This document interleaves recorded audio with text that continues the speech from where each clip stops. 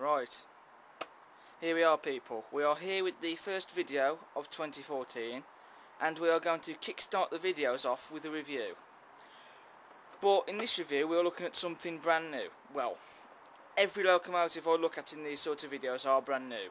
Well, with the exception of at least one I've looked at that wasn't brand new, but all the other locos I generally look at in this style of videos are brand new. But this is a new release. This is a 2013 range model. Well, it was a 2013 range model because this one was released in December, and I am of course talking about the Sentinel 4WDM, which was released of course said month, which I ordered from Hatton's along with a pre-order of Duke of Gloucester, which is due in early 2014 of this year. So hopefully, fingers crossed, it will be in January or February, but you never know.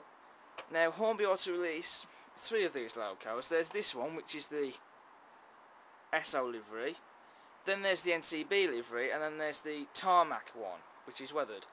Hornby so far have only managed to release 2, this one and the NCB one.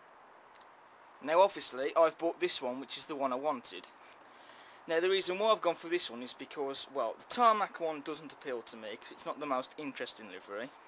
And as for the NCB one, well, I already have an NCB livery loco, which is just here, the Huntle's Austerity 060, not the J94, it was called that later. And this is Wimbleberry, and it's in the NCB livery because it's got NCB written on the side. I was just messing about with the scrum buffers then. So I went for this one because it's not a livery that I already had, but also this is a more modern livery because these locos, they did exist in this livery. And to show you, and I'm just getting this out to show you, I have the Nokia Lumia, which now has its cover on the back. Right, sorry about that then. One of the tripod stands wasn't fully winded down, so the tripod nearly fell over then, as you might have seen. But anyway, so this is the Nokia Lumia 520, which I got yesterday for my birthday, and it's got the cover on the back, of course. Okay. There you go. So I've just opened up the internet, and that is one of the preserved ones, and that's on the East Somerset Railway. Now just look at that. That is a very smart livery. You can enlarge the picture by doing that. I mean, I'm showing you this just an excuse to show off my phone of me using it, basically. So just look at that. Hornby have got the livery smack on. And that's basically how you get the image smaller. Ingenious, eh? Touchscreen technology. Fantastic. Okay, so I'll put that away. Now, this is one class of loco that until doing research I didn't really know hardly anything about them. Now these locomotives are 040s, as you can see. They were designed and built by Royce, surprisingly, which was at the end of 1957, and they had similar weight and power to the 200 HP 150 kW steam locos. I don't know how many of these are preserved,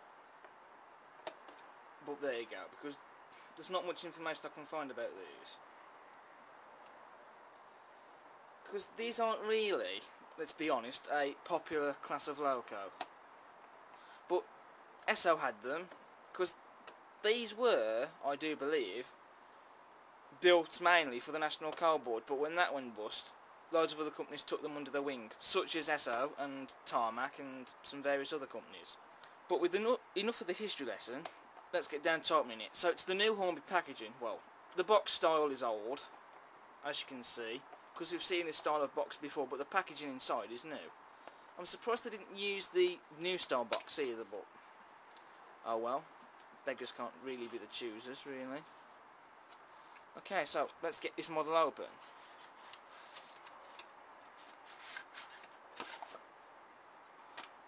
And that's quite interesting, this huge white card they had the instructions stacked behind it. So just close the box up. Now this isn't going to be the first video on YouTube, because there are a few other videos on YouTube. Well, before I had a chance to upload this one, of course, obviously, but oh well. So here we have, oh, there's some information here about the Sentinel class. Founded as Ali McLean, Glasgow in 1997, blah de blah de blah. Yeah, it's just the usual information. So that's nice that Hornby have included that. Weren't expecting that at all. Then here we have the instructions. And of course, being this is a new tooling for Hornby, the instructions are new, so these will be the first instructions. And only, of course, for this Loco. So it's lubrication and the accessories. Also, interestingly, there are accessories to go with the Loco. Body removal, as you can see. DCC ready, not that I'll be needing that, and the reassembly. Which is interesting. And the usual stuff. So, that's the instructions. Now here is the details. Now, interestingly, there's no DCC jacket. So maybe that could be because they've finally done away with that idea. But then they were quite pointless anyway. And so all you have really are these gap plugs that Batman have done similar ideas with the Class 03. Now don't get me wrong, these aren't a bad idea, but well, you could use these if you were using the awkward chain link couplings that I have no intention to use. But considering that this is going to be used for shunting, I will not be using these gap plugs. So these can just go in the bin or in my spares box, but I'm not going to really be using them. So I'll put them away. So just lift off the packaging and carefully lower the Loco out.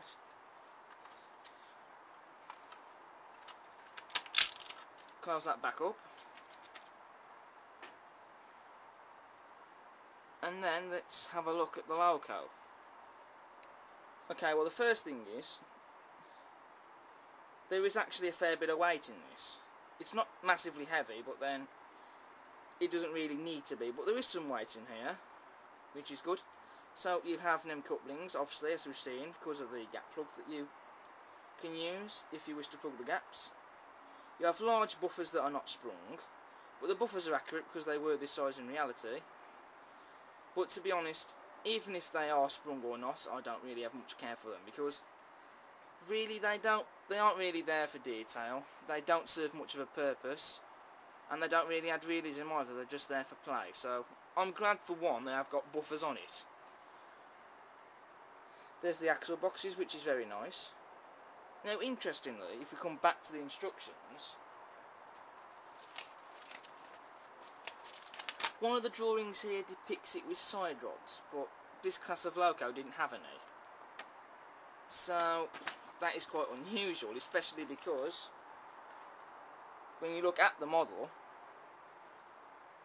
there is no side rods anywhere, which is quite curious, but there you go. Never mind. You've got these very fine handrails though on the model, as you can see, and these lights there that do not light up by the looks of things, but you have this very nice detailed grille at the front. Just look at that. Now that really is something, and that has a nice feel to it as well. Then you've got the little hook there on the front and the rear. There's rivets there, as you can see, glazing in all the cab windows. The livery is spot on, as well as the lining, and there's the name, as you can see. You don't get any extra nameplates, but they are a bit fiddly to put on anyway. And you have some nice detailing on the roof, and window wipers, of course. And there is detail in the cab, as you can see. Now the controllers aren't painted, but you get a nice little turning wheel there of some sort that is painted. So that's really nice, in my opinion. There's an accurate SO logo there. You get some nice steps. you get some more nice handrails, and there's the rear grille, which is just as nicely detailed. Some more fine handrails. There's some more detailing down here, which is painted silver, which is accurate. And on the rear you get the buffer beam with no sprung buffers, just like the front ones. And you get the exhaust there, which you could weather if you wanted to, but I'm not going to. Esso Bitumen Plymouth, which is very accurately printed on both sides, considering that's that's basically what the real one carried that wore this livery.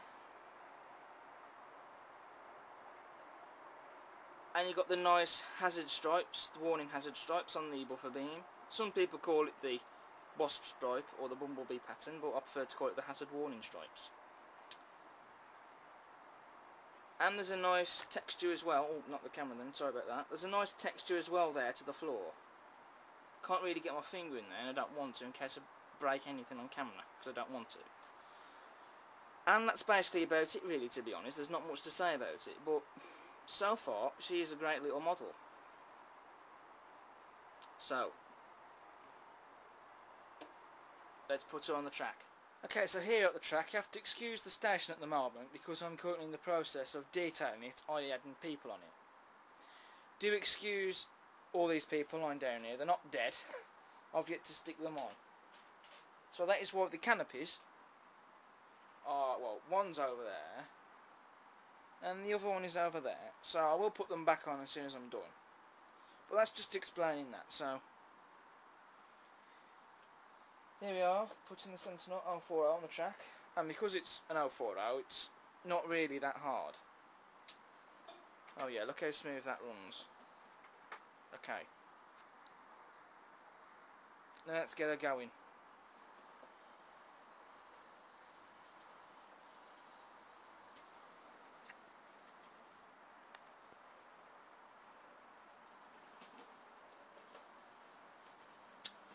Well, considering this is the first time that this Loco has ever been ran, she's running really smoothly. There's no grinding noises and she's really quiet.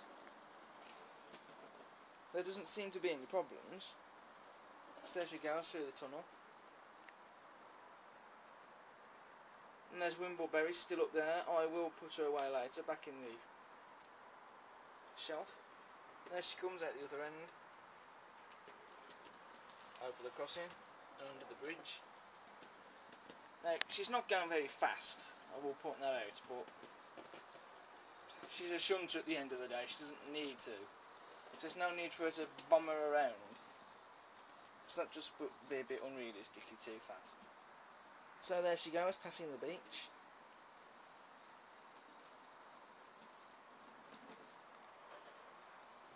And back to the station.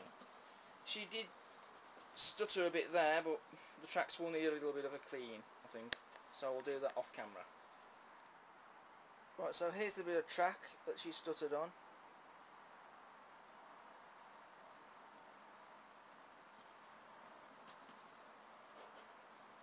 Doesn't seem to be any problems this time. Right, so there's one lesson for you. Make sure the tracks are really clean when it comes to running this model. And there's my phone as well.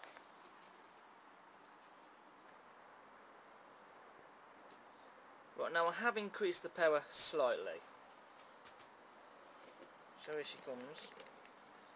She's still running smooth.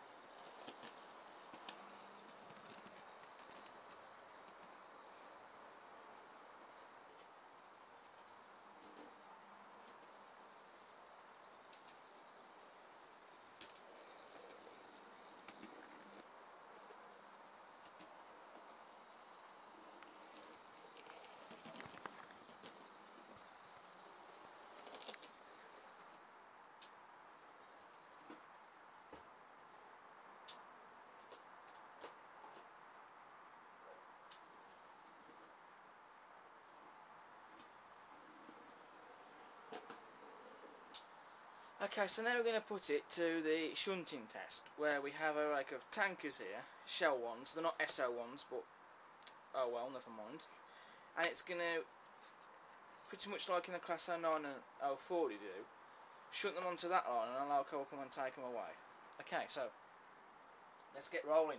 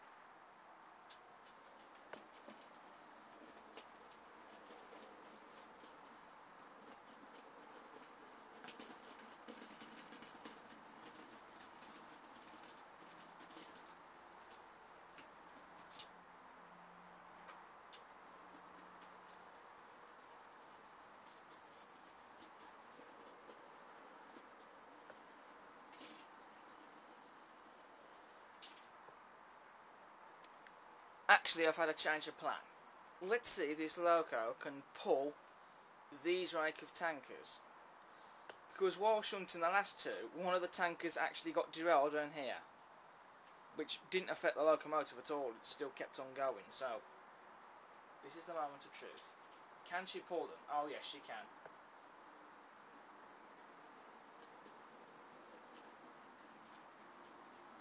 Look at that. I know this wouldn't normally pull trains, but it's just to see how strong it is, really.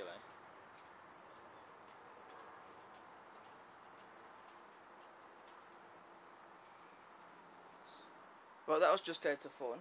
We will now send the train back so a more suited Loco for the job can come and collect them.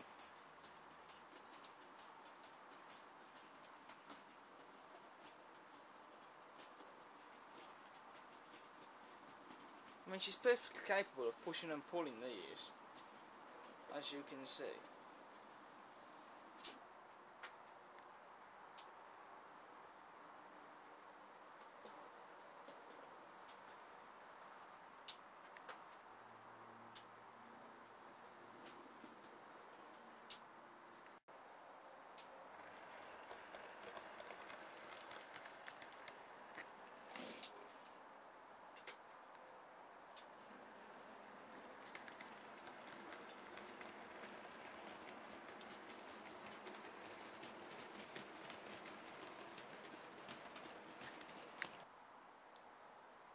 Right, well, what is there to say about this model? Well, what's left to say about it, should I say?